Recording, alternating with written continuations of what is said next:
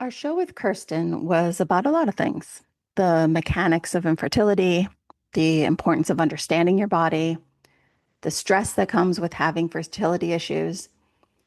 One of the things we discussed was kind of the hit that your identity takes when you end up not being able to do something you thought you'd be able to do. And I've seen this theme manifest in a lot of ways with my clients.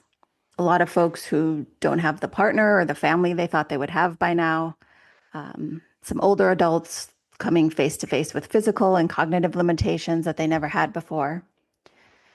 So, for this deep dive, I want to highlight the emotional and psychological impact of realizing that you can't do something you once took for granted. For one, a lot of people think grieving is just for when you lose someone you love. But we also need to let ourselves feel the grief of, say, losing an ability we once had, or a dream that we counted on achieving that isn't possible anymore. Now, let's put aside the external messages from family or society about what you're allowed to grieve about or how that's supposed to look.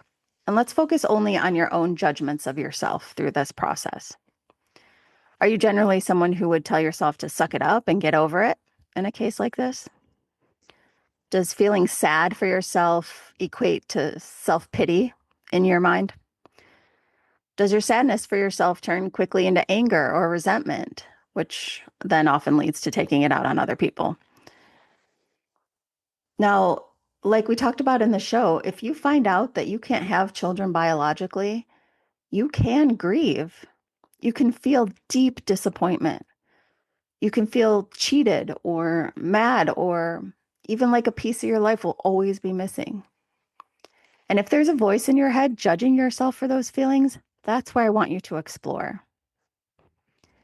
And I know you'll say, what's the point, Michelle? It sucks to feel these shitty feelings, and I can't change the situation. So why are you making me talk about this or sit with this?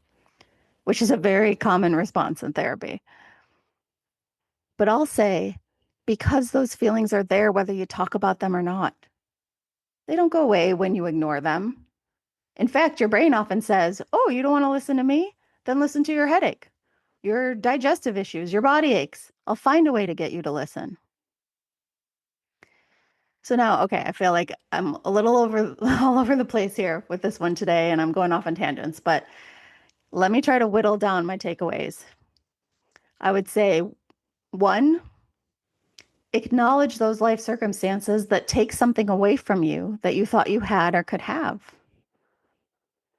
Two, notice if your judgmental voice is coming through when you're trying to honor your feelings about that hard situation. I would have to add three, your brain will fuck your body up if that's what it takes to get you not to notice, not to ignore your emotions. Apologies for the swearing. I would say four, don't mistake self compassion for self pity. And finally, I would say pay attention to bitterness. Bitterness is a toxin that will take you down. We could do a whole show on that, especially in these times. And that's for individuals, that's in relationships. But seriously grieving and validating yourself for the impact of this type of loss that we talked about, that will help you give weight and attention to those feelings. And I can tell you wholeheartedly that a lot of hard feelings feel lighter when you've given them their proper acknowledgement.